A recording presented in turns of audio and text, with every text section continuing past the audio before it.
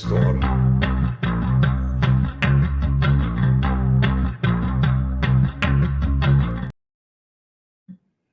The IPP prison sentence scandal, that's what we're going to be talking about in this episode. Now, the interesting thing about this episode is myself and Conrad, who was my guest on today, we are both ex-IPPs. And when I say ex, we've both had our IPP terminated and we are finally free. So me and Conrad are both here to be an example to the rest of the lads and lasses still serving this IPP that hold the faith. One day you will be rid of that absolute nightmare of a sentence. Now, Conrad had his IPP terminated not long after myself, and he is going to tell his story about how he ended up with an IPP, what happened with it, how long he actually served, and we will talk a bit about the IPP facts. Now, the ones that are tuning in when I do release this video about the IPPs, it stands for Imprisonment for Public Protection, and it was reserved for the most dangerous of offenders. But people like myself and Conrad were given IPP for our first time inside a prison. Now, Conrad, am I right in saying that it was your first time, wasn't it? It was. I went out one Saturday morning somewhere to go to the shop, and that morning I went to get some cheese and bread for the kids. I've got 4 kids and that grew up, and then we came back for 5 years. So I got IPP straight away for my first ever offence. I never even been arrested or in prison. I got arrested that night, and then. Could you just before so we I get got arrested that night, and I got IPP for my first ever offence. Yeah.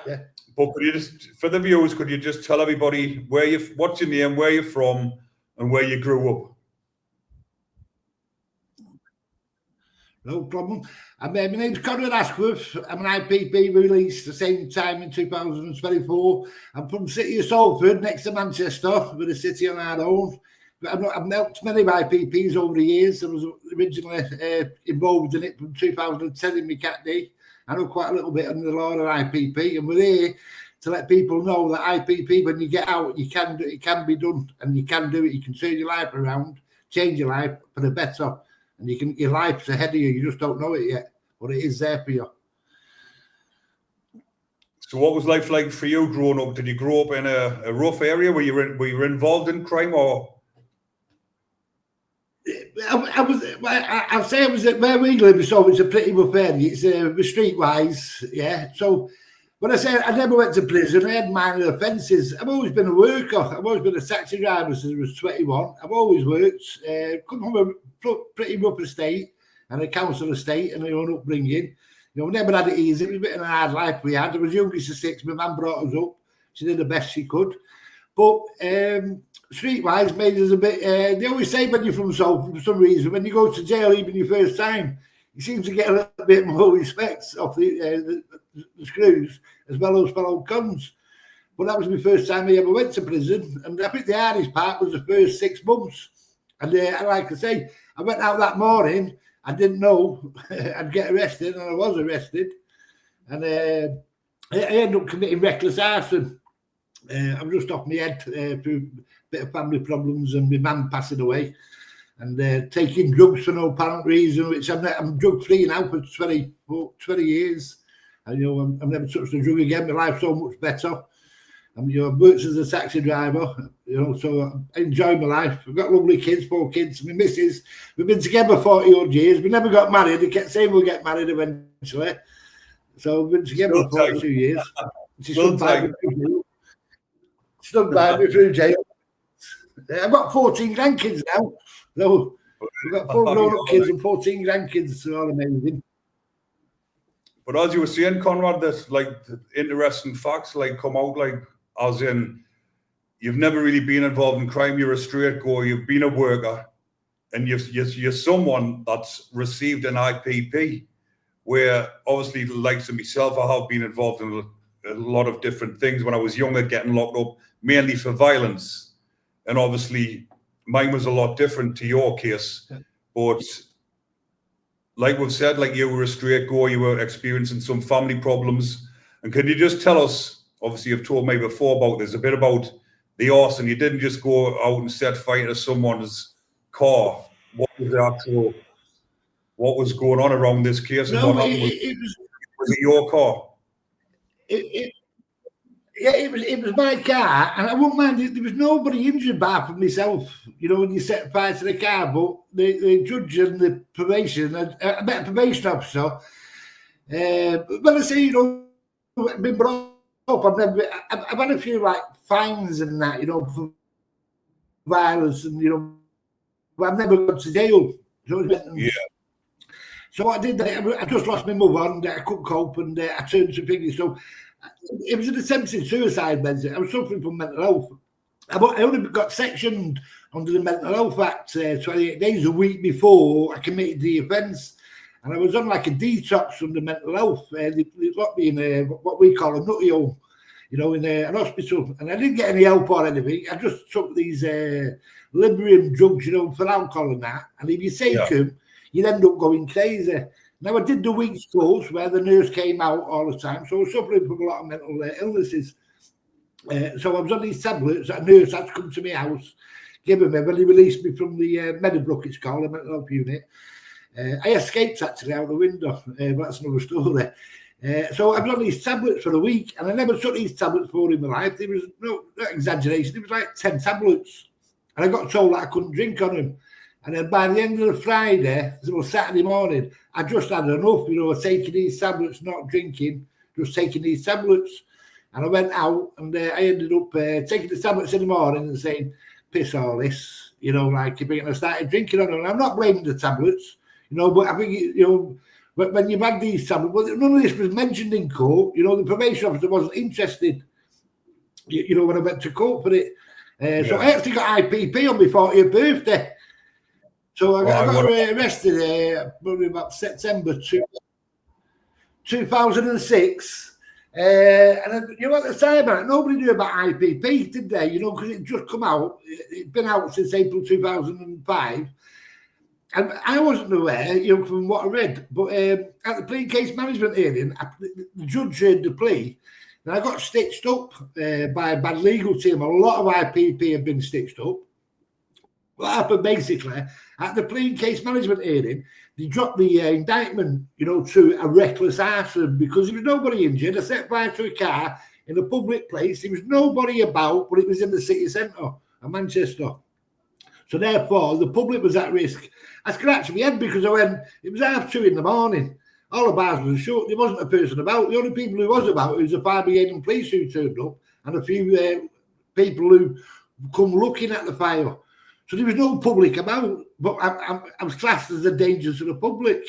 So what I did at my plea case management hearing, the judge says to me, Mr. Asquith, will you agree? You'll give me 4 years. And I thought, that's all right. You know, 4 years. I've been in like 5 months, you know, for the trial. I accepted that. On the day of the trial, I was arguing with solicitor because they swapped the judge over from the judge who did the plea case management hearing. Now, this was common, this in IPP from 2005 to 2008. Bad legal advice. Solicitors not knowing. Don't worry. Just plead guilty. You'll be out in 18 months. They only agreed, you know, on the thing is. Yeah. So because they swapped the judge over on the 6th of April of my trial, that meant that they didn't have to honour that judge. Now, if they would have swapped that judge over, that plea case management hearing, I should have refused. And I was telling my solicitor this. And he went, Conrad, no, listen, just agree to it. And so the judge's words was, I know he was going to give you 4 years, but I don't want to give you that. This was his words, word for word. I don't want to give you a 4-year sentence because I've read the probation report and the probation recommend that you're a danger to the public. But the psychiatrist report that I had says I wasn't a danger. I was suffering from bereavement and it was down to alcohol and drugs. And if I didn't take alcohol or drugs, I wasn't a danger to anybody based on my previous lifestyle. So because they swapped the judge over, the judge says, I'm going to replace that 4-year sentence with an IPP sentence. So you've done nearly 6 months. You've done 6 months. I said, no, Your Honour, I'm not wearing this. I says, the last judge, you can't just swap the judge over if we can do what we want. So we had a bit of conversation. And I was trying to stick up for myself saying, you can't just swap a judge over when you give me a plain case bag, I might as well run a trial. And my solicitor's like, no, we'll be barrister. You know, the big. I says I refused to accept it because I knew what was coming. Because I actually studied a bit of the IPP, got my family to send it in, and I knew if I would refuse to come out of that dock, that judge, it should have went with the same judge, but because he swapped the judge over, and his words was, I don't want to give you 4 years, I want to give you an IPP, so I'll give you 2 years, less 180 days remand time, so I'll give you a tariff of 1 year, 187 days. And that was on my birthday in 2007. Oh, but you never forget that one, eh? Worst birthday present ever. Absolute stitch up. No, I didn't get a pro lane until 2000. I didn't get a pro lane until 2010. I was in HCP Strangeways. I got used to it. I'm not saying it wasn't hard. It did miss my family, but the first time you have that bit scary look when you got in jail for the first time, and after a bit you just deal with it because you don't have a choice. The hardest part is the first 12 weeks, and then you've got to deal with this IPP. And I'm telling my family, what IPP was all about, because there was over like 6,000 of us who got it sentenced for, I think it was 3,800 under 2 years tariffs. They changed that in 2008, and there was one word in the legislation, it was called must. So the judge's hands was tied. So it was basically, if the probation officer did a report that he was dangerous, and the psychiatrist says he was dangerous or not, because a lot of people never had psychiatrist reports. I don't know why I had one. I didn't know it was a norm to have one. I've never been in prison. So a psychiatrist ruled in the report that I wasn't danger, that I was suffering bereavement, I needed bereavement counsel, and I needed rehab, for drugs and alcohol. So there was, I think it was 3,000 of us, and by the time 2010, 8 come along, there was over 6,300 IPPs that was given it. So when the word was must, the judge's hands was tied. Yeah, the judge could not give a sentence because it went from 11 offences under the Criminal Justice Act 1997. You could give him a life sentence or 2 strikes and you're out. Yeah. Now that changed then to 153 offences on the 5th of April, midnight 2005. 153 offences, and the judge's hands was tied. It was called must, and the judge says, I've got to give it you because they've got to pass legislation. Now, I think it was October 2008, they changed that word to make, which stopped the dangerous threshold. So that means nobody could give an IPP unless it was over 2-year threshold. And then, so that stops it. It didn't stop it, it decreased the amount. But by this time, they ended up with 8,333.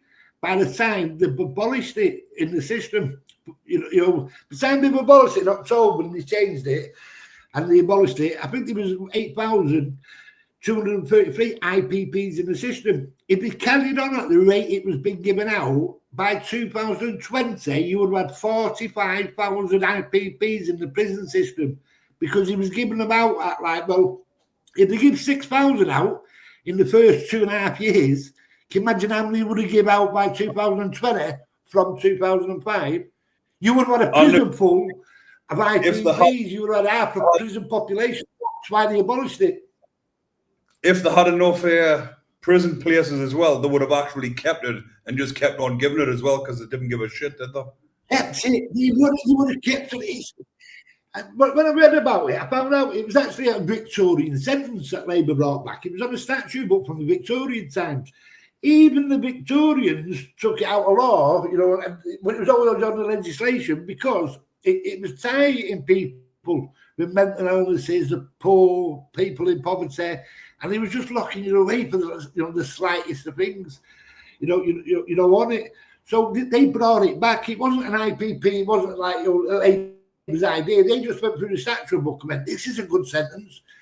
This will keep them all in." Do you remember that tough on crime, hugger hoodie, with the Conservatives and the Labour coming?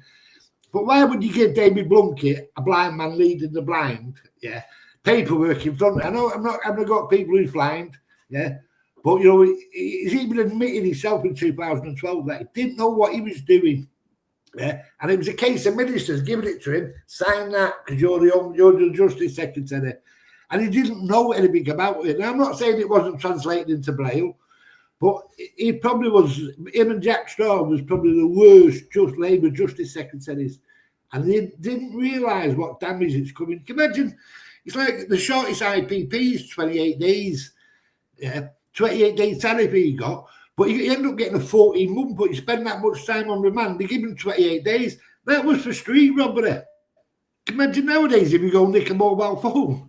You look all over London, don't you, YouTube, and phones are getting nicked every day. I think that lad's actually still in prison now, who got a 28-year tariff. 20 years later, and he's still sitting in prison now. No, 28.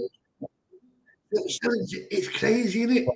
Absolutely. Because I think it's 345. It affects you mentally. You know yourself, don't you? You know when you get your canteen sheet and it says 99 years in a day.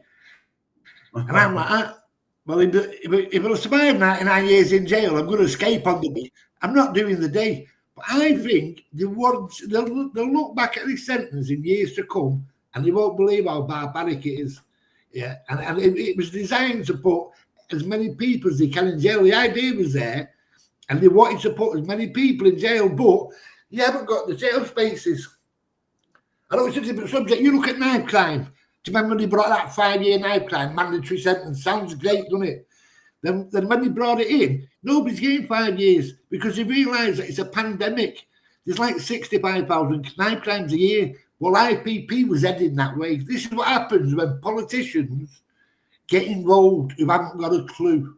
Yeah, they should have left it to the judges. And the judges were like, you took our power away, watch what we did. And that's what they did with IPP till 2008, them 2 years. But by that time, the net had been cast. And there was over 6,000 IPPs in jail in the first 2 years it came out.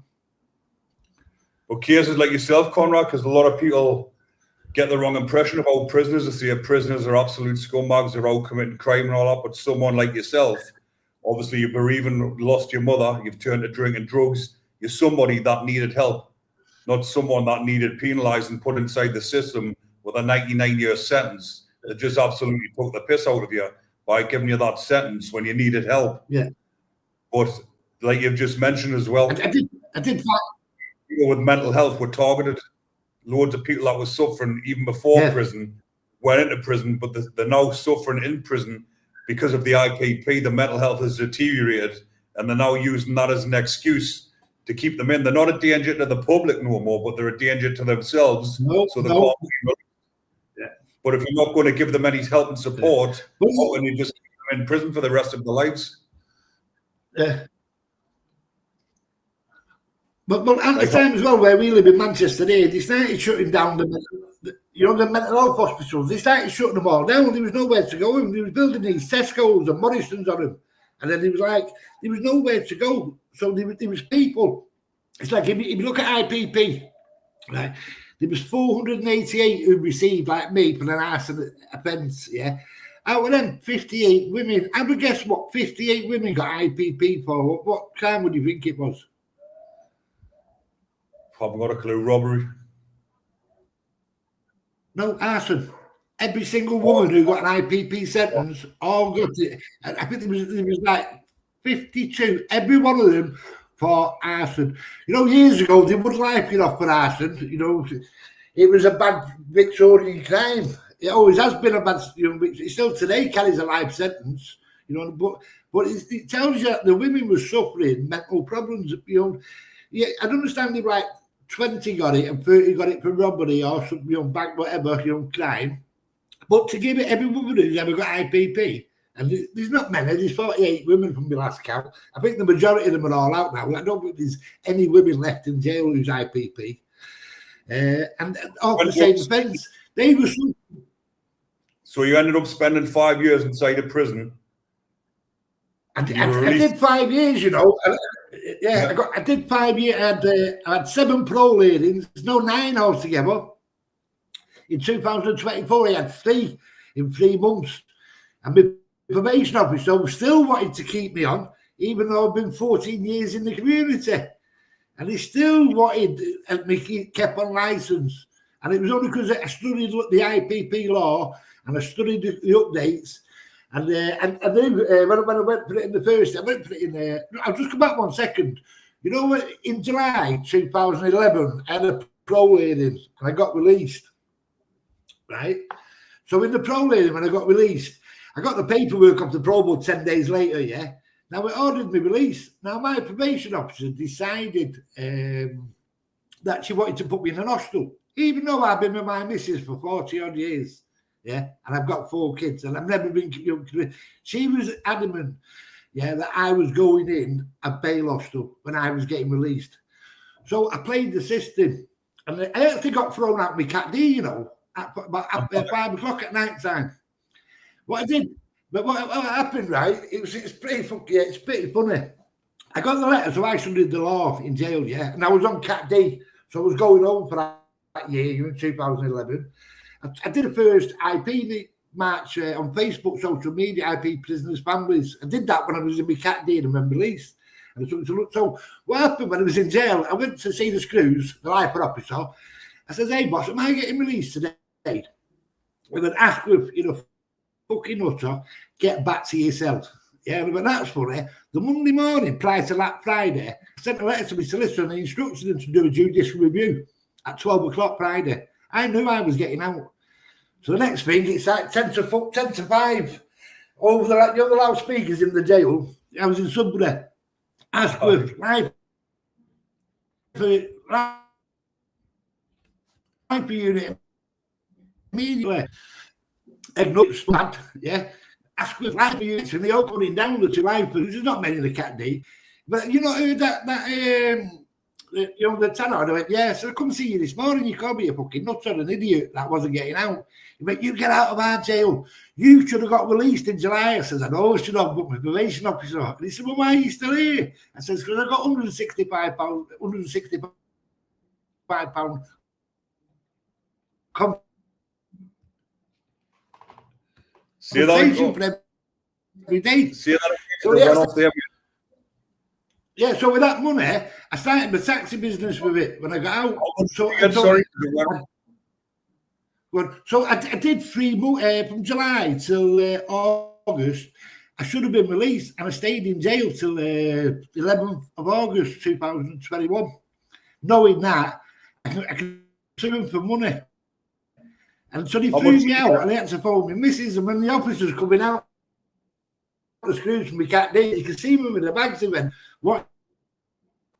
I just short of £5.5 grand altogether because I sued them for not having me, because my first parole hearing was in 2010. It should have been my tariff finished in 2008. Yeah. So they didn't get me a parole hearing until 2010, and I got shipped out from Strangeways. So I used a bit. I learned the saying. I couldn't read and write properly before I went to jail. Yeah, I never phoned home, and I learned how to read and write, you know, off other prisoners and doing education. And I used to learn writing down. So I used to write 40 letters a day. I'd write letters to the House of Lords. I used to love getting a letter back, you know, from I got a letter back from Lord Wolf. And these governors come and see me in Strangeways. They went, Conrad, they called me Conrad. I thought, that's unusual because they call you surname, don't they? He wanted to know what was in the letter because they weren't allowed to open it, wasn't it? And I got so Lord Wolf asked a question that says, how many 2-strike lifers are in the system? Keep mandatory aside, 2 strikers, and how many IPP? So together it was like 8,500. So he asked the House of Lords my question in my name in 2008, and he asked the parole board, how many parole hearings are you doing? You know, a year. They didn't have the manpower. They didn't have the staff. The queue was at 4,500, and they could only do about 60 a week, yeah, and that was maximum. So it works out, it would take you 3 years to get a parole hearing because you couldn't have one. And that's how bad the system was. Because if you've got people before you who's entitled to it, over IPP, and you've just had one, you go on the list again. Now, there was no IPPs. Yeah, but when I did a bit of research into it, yeah, here's a little stat for you, yeah, which I was shocked about, right? So, right, from 2005, yeah, to 2008, how many IPP, I'll tell you how many it was. In 2005, no IPPs got released. In 2006, 3 got released. In 2007, now 2007 is all us under 2-year tariffs, isn't it? Yeah, there's 3,000 of us, right? 13 got released that year. And in 2008, 35. It wasn't until 2012, when they abolished it, that actually 444 got released a year, you know, because of the yearly stats. But that tells you how bad IPP is, because you've got like 8,711 in the system, but in the first 5 years, you've only let 100 out. Well, them over 8,500, they're entitled to a parole hearing every 2 years. It took me them 3.5 years to give me my first. So you couldn't go in front of the queue. Your parole window started, didn't it? And then we got told when it started. And I had to get out of strange ways. I had to give somebody £10 canteen. Yeah. And I got him to say he was bullying me. Yeah. So I said, put me down the block. Yeah. And he went, you're not getting bullied after off him. I give him a £10 canteen, and he says he couldn't bully me. He was about 5'4". But so I used that. I got shit put down the block, and I got shipped out. And when you put the bus, the first time in the morning, when you look in the bus and you see people outside walking past and you're in the van, that was experience. And then, but I got to Risley, and the governor says to me, "Are you willing to stay?" All the other 11 went downstairs. But if he gives us a salary to watch Man United, I'd gladly stay. And that was in 2000. We beat Chelsea that year. So long as I got a team, I was happy. So what we're going to talk about, Conrad, when you got released, and so obviously you never got recalled. You were out on license for how many years was it? 14 years, you said. Out on license 14 for 14 years. Got 14 years. How was life like? Never got recalled. What was life like being out there on license?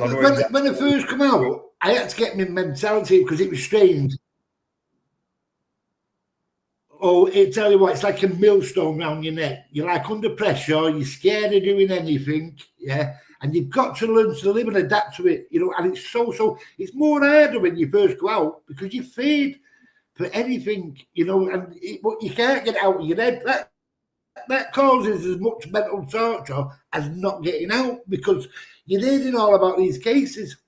I think it was 2021 to 23. They recalled 3,000 people in 2 years. And so that put the population back up.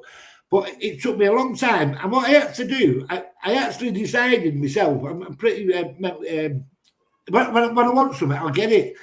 I got my first probation officer sacked, and I had to because she was that bad and shocking. This was the one who wanted me in an hostel.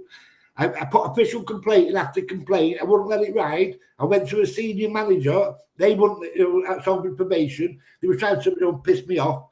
I went to the head of the probation, and I went to my MP as well. And I demanded that her work gets investigated by an independent. So they agreed. I think they brought somebody from Wimenshaw or out of Salford. And they found out her work was absolutely shocking. So she got this, but never seen her again. And after that, remember when they privatised probation, I had 8 different probation officers there all the time, and I'm at it.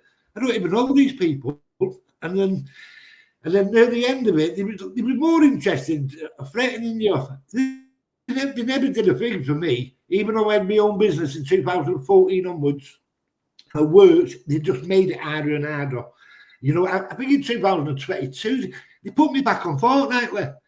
And I was actually, hang on a minute, I've been released. You didn't give me a review after the 5 years. I was entitled to review after 5 years being released. You didn't do that. You used the excuse because you privatised probation. It wasn't their job. It was their job. And then so it was like you could go back at a whim, any investigation, but the other way they talk to you, and they like want you to talk to them. I swear to God, I believe one day that they'll all go to hell at every probation officer I've ever met. I've never met a good one yet. I loved it when I walked in, but they told me open. They'll always have the love because exactly the same, like you're saying there with myself going into probation. When you've got your own business, you're doing well for yourself. You don't need them. They treat you worse than shit. They treat you worse than someone that needs them, someone that's unemployed, someone who's got a drug problem. But when you don't need them, you've got a decent job, you've got a decent family or whatever, you've got your own business, you don't need their help. They just look at you like shit and they don't like it, do they? Yeah, it's like sometimes they like jump on you as you walk through, yeah. Right, drug test, this test, yeah, I'm like, and I give them as in jail, and I was in a prisoner out me 5 years for 4 years, 7 months. I was a model prisoner, I just kept my head down. I worked in a librarian, I helped prisoners out, and that. But when I was released, the amount of times they pounced on you, random drug testing. Now, I'll let them have a drug test. Because you can have a drug test because I'm drugs free. I'm proud of being 19 years, 20 years drug free. Yeah, I like a drink. It's not against the law to drink, but time and time again, then they be like, well, you're getting your drug testing here, then you're getting alcohol testing. I went, whoa, where does it say on my license? Where does it say on my license, in my license conditions? I'm not exaggerating, out of 7 parole hearings, I must have had about 58 different license conditions imposed on me in the 14 years, trying to set me up to fail. And I says, they're not the original license conditions. You can't just add probation that you want drug testing and random drug testing. I'm in for arson. I'm not a prolific offender under your Oasis. I says, so I challenge you, and I really am, the people who come out, as long as you don't take drugs and turn your life around, get your mates, get your priorities out, it's dead hard when you come out because it's a different world. You've been institutionalised, especially them lads who're doing 15, 20 years. They're going to need special support. I'm sorry to say, my experience and your experience of probation, it's not going to be there. They're going to end up back on recall, sending them back in. Probation just go like that. Got too many cases, recalling, drug testing, piss testing, and I passed every drug test. And even in jail, they made a report on me that says, I think it was in 2011, I did a rottle, in an hostel. She wouldn't let me come home. Yeah, so she wanted me to do my rottles, but I didn't mind because I got home for the weekends. Yeah, I got home for the weekends and that. And then it was one of my daughter's birthdays, so we went for a family meal. And I had a glass of wine, a meal. And I come back and the hostel tried to breathalyze me. And I went, I said, no. I says, I'm not on. Yeah. I says, it's only 11 to 14 years. And they still mentioned it in 2023 in a report. So I did my own submissions, to the Pro Board. And I asked the Pro Board, in my representation, why is she bringing up that I had a glass of wine in 2011? And, at a rottle, and I refused to breathalyzer. I refused to breathalyzer because it wasn't on my license condition to have a breathalyzer. So you can only impose on me what my license, and this is what there's a way of doing it, and there's a right way, there's a wrong way. The way to do it is through the complaint process with your probation officer. You're not going to argue with them because you want that. They're going to recall you. You can't win. But you can come across professional by saying to them, listen, that doesn't apply to me. Yeah, because he can just change it. It's like I had, you had, Rick, I had about every parole hearing, I got different ones. And one of them, it must have been 2014 or 18. No, it wasn't. No, because I was on a 10-year one. So 2020, 21. So the probation went down to wanted drug testing and alcohol testing as one of my conditions. And I didn't argue with the Pro Board. I put it in my representation. I went, where is the evidence to say that I have failed the alcohol test? And the Pro Board actually agreed with me and stopped probation, imposing on me. You know what they do? They don't go, do this, agree. You know why? Because if you have got a bit of a drug problem and you're going to fail for alcohol, you're getting recalled. Well, the same. I feel sorry for the military lads. From 2005, the veterans who got psychological problems is because what they went through in the Gulf War and everywhere else, and they was almost on the streets. We're responsible for putting about 400 of them in jail and giving them an IPP sentence. And that was targeted that. They said they couldn't cope with it and they were in danger. There wasn't a danger. They were shocked and they had this treatment and he wasn't diagnosed. He was just left. And that's one of the worst things that's ever happened with IPP, the military. I've never been in the army, but what they did to them people who was homeless and they had mental problems, they just locked them away and they says they give an IPP. Well, what you've just said there about the about probation, they've done the exact same with me. When I was coming up for termination, I was doing absolutely great. I was helping kids. I was fucking running my own gym, running a mental health group. And I come up for a life review. I was expecting to get me supervision removed and everything. So I went into probation and said, how's everything went? They said, oh, everything's went great. I says, oh, nice champion. She says, but. I says, oh, what do you mean, but? She says, but there's one thing that's been overlooked. You haven't been getting drug tested. I says, that's because it's not to be licensed conditions. I says, I don't need to be drug tested. I'm doing the best I've ever done. I'm the fittest, the healthiest I've ever been. I'm not touching drugs. They said, yes, but we want a drug test. I said, well, it's not a me license condition, so you can't. I said, only the parole board can do that. And she said, yes, but we're going to write to them and ask for them to put it on. I says, all right, fair enough. So I got on to me solicitor, ended up costing me a fortune because I'm self-employed, had to pay for all of this. And luckily, like with you, the parole board sided with me. They said, there's no need for Mr. Colleen to have drug tests. He's been out in the community for 4 years. He didn't have drug tests when he got initially released on his IPP. So he doesn't need it after this release. He's been out for 4 years. He's progressing. He's doing well. But what about all the money that I've just spent on my solicitor for this fucking, to get this challenged? I didn't get any of that. You know what I mean? Yeah. But that was the thing that was getting to me. The thing that was getting to me was like you, I was thinking to myself, they've got nothing on me because I'm doing so good. They don't like it. They're going to ask me to get drug tested. They're going to give me a false positive, which you can get a false positive, even though the reading's not correct. And then they'll just say, right, we're going to recall you. That's what was going through my mind. I'm thinking, these are going to stitch me up with a piss test. Yeah. Get recalled. But luckily, I didn't have to have them. But I had to go through months of torment waiting for this coming up. Well, you know, in 2022, I used to get prolings every March, you know, because I've been out so long, yeah. So it always come around in March, yeah. March 2022, I got a letter off the parole board saying your license has been extended, all your license conditions have been amended. Yeah, you know, for these drugs added and these alcohols added. And I went, I'm not even been told I had a parole hearing. And I was at my probation last week. She never told me my window was open or anything. She told me 6 months ago your window's open and that was it. No representation. So as soon as I got that, then the first thing I did, I got the parole board letter. I phoned them, I went to see him. I went, look at this condition here. It's not part of my original license condition. This condition here. So you took these. So there's always like 6 in there. Yeah, you can only have 6 as a limit. Yeah, because it's against you. They can't. They try to, but they can't have more than 6. I said, you look at this, not to commit any crime. That wasn't a part of my original one. So I said, I researched it and I went, you know, there's 5,000 in England and Wales alone. There's 5,200 offences in England and Wales alone that you can be getting in prison for.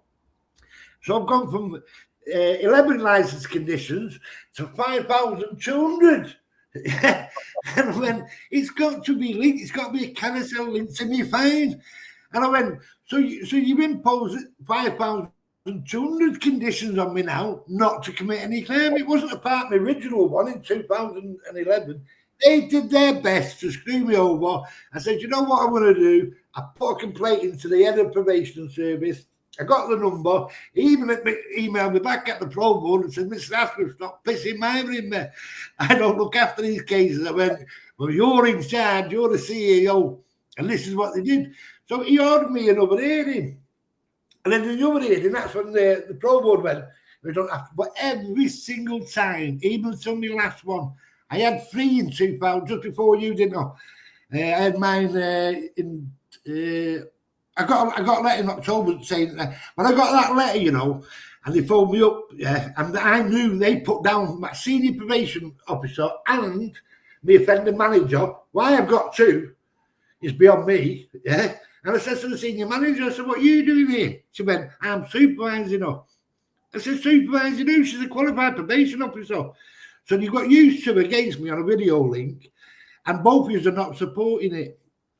So I put a complaint in against the senior manager because there was no right to intervene. That probation officer I had near the end, she out of the 14, 15, she was a little bit all right, but she was still a two-faced cow.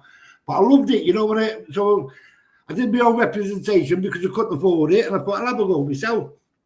I got the first one overturned in 2024 July for not having a fair hearing because they didn't give me representation. Then they gave me one in an oral one a few months after. And then they give me the one in August, without my knowledge, they give me one and terminate my licence.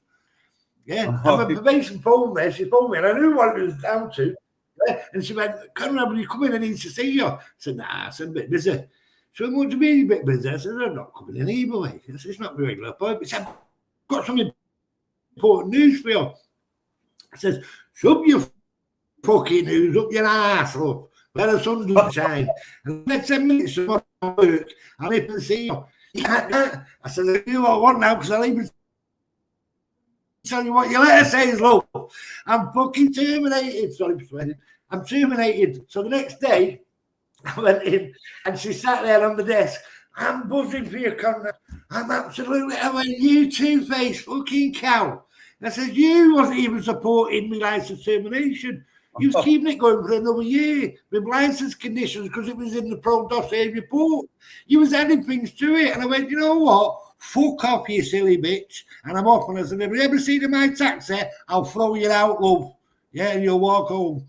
And I walked out and I went, put the wheel up on the way out. And I thought, I am free. And that night was the best night's sleep I had. I didn't have to worry driving, the police pulling me up. I was like, I'm dead legit anyway. I knew deep down that I stayed out of prison for 40 years of my life. Yeah. And I had 19 years of IPP around my neck from my first offence. Yeah. For an reckless arson. I was suffering from mental health, but I didn't get the help. Yeah. And I didn't deserve it. Even the psychiatrist says that he's not a danger. But because one probation officer, snotty-nosed kid who got sacked after a year from being released, she decides and the judge agreed. What's that about when a probation officer can send you back to jail? For 2 years of your life. He's got more power than the judge. That's where they've gone wrong.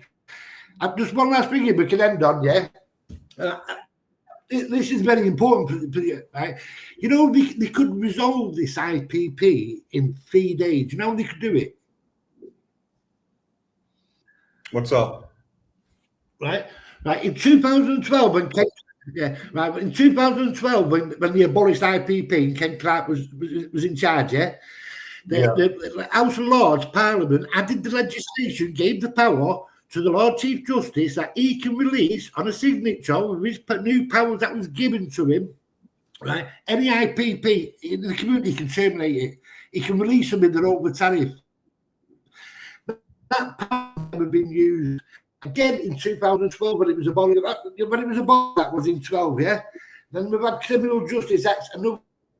They've had this happen. The Home Secretary now, the Lord Chancellor, she could release IPPs. Anyone in the community who's already committed 10 years under the Sunset Clause, which is 3 years now, isn't it? Right? Yeah. She could terminate their licence because she was given that power. Not one Home Secretary used that power.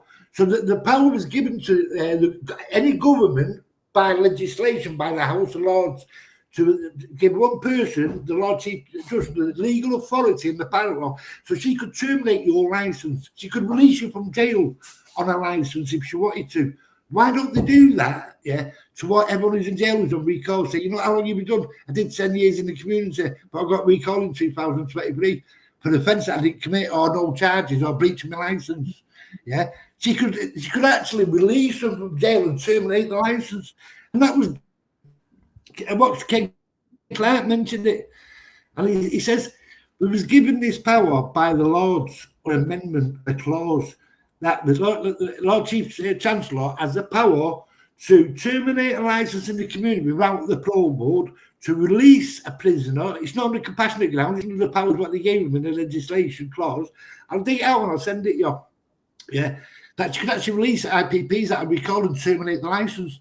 So therefore, you could actually, if they wanted to, resolve this IPP mess now. They reckon now it's going to take, last week, there was a report out, it could take up to 10 years. You know, I feel sorry for the 320 euro who's never been released, you know, with mental illnesses, because there's going to be no support with them. They're going to end up...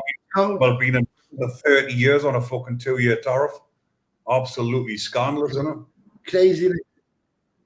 Yes, it's scandalous, isn't it? And they just made it worse and worse and worse, haven't they? Yeah. They've actually... I think they'll look back and they'll go like, I think they're going to have to... See, you don't need, because the European courts already ruled it in the Wells case 2010, that it's inhumane and barbaric, and they ordered the government to do it. So the government then went in 2010, took them a year, 2011, 2012, to abide by the European ruling. They went, we'll abolish it.